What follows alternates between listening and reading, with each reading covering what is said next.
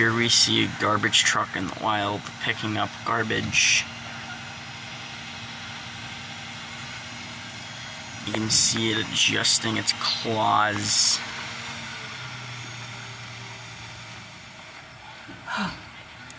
And there's the lift off right there.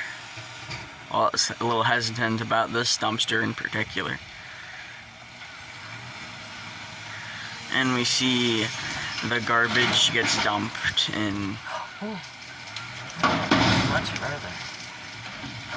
So you have to slam it a little bit for the garbage to make it all the way into the trash compactor in order to be shipped to the trash facility.